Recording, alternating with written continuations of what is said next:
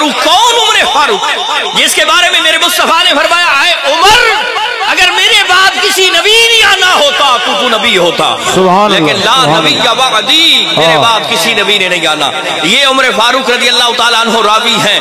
और ऐसा उमर, बाकी लोग तो मेरे मुस्तफा के मुरीद हैं, ये उमर को शान हासिल है कि मुरीद भी हैं और मुराद भी है। सुभान अल्लाह, सुभान अल्लाह। ये बोला मुरीद भी है और मुराद भी है, और एक ऐसी जात है कि जिसके इस्लाम के लिए मेरे मुस्तफा के यदुल्लाह वाले हाथ उठते हैं। मौला हमें उमर बिन खत्ताब, जो उमर बिन हश्शाम अता फरमा।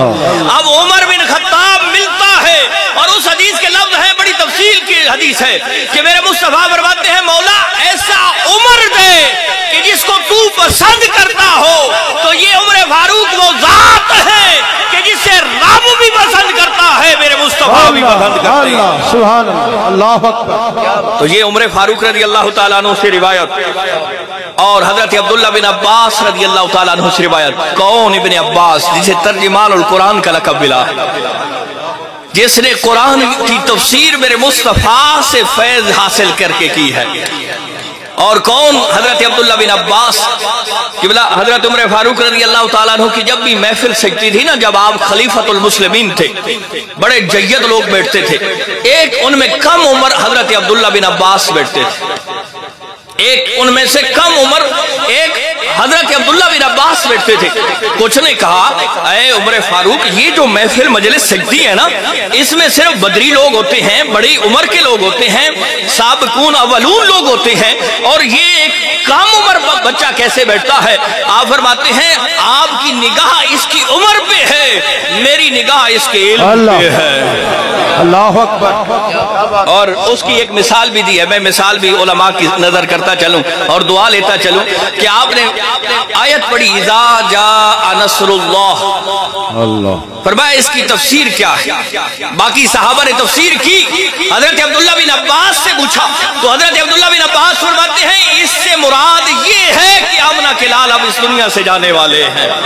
फरमाया इस वजह से ये जो इल्म की गहराई है, ये जो तफसीर की गहराई है, ये जो कुरान को समझना है, इस वजह से मैं अब्दुल्लाह बिन अब्बास को अपने साथ बिठाता हूं। नारे तकबीर, नारे रिसालत, नारे ताकीद, नारे हैदरी, सोने की आमद, मदनी की आमद, लजपाल की आमद। अब मेरी पिछली गुफ्तगू को याद रखिएगा कि जुमे को सैयदुल अय्याम कहा गया। क्यों कहा गया? कि फीह खुलिका आदम, उसमें हजरत आदम अलैहिस्सलाम की तख्लीक हुई है। अब थोड़ा सा आगे चलिए, हजरत आदम अलैहिस्सलाम जन्नत से जमीन पे तशरीफ लाते हैं, और जिस वजह से तशरीफ लाते हैं उस वजह के लिए रोते रहते हैं, रब से माफी मांगते रहते हैं, रब से मग़फ़िरत तलब करते रहते हैं, रब की बारगाह में तौबा के लिए हाथ उठाए रखते हैं। हजरत उमर फारूक और हजरत अब्दुल्लाह बिन अब्बास दोनों रावी हैं कि नबी करीम अलैहिस्सलाम ने फरमाया कि हजरत आदम अलैहिस्सलाम रो रो के तौबा कर कर के 300 साल का अरसा गुजर गया। फिर एक दिन हजरत आदम के हाथ उठते हैं, और आज जुमले जरा अलग हैं। अल्लाह सुभान अल्लाह। आज जुमले पहले दिनों से हट के हैं, और वो जुमले क्या हैं? तवज्जो रहे, वो जुमले हैं, अल्लाहुम्मा मग़फ़िर ली व तक़ब्बल तौबती बिहक़्क़ि मुहम्मदिन नबी आखिरिज़ ज़मान। सुभान अल्लाह, सुभान अल्लाह।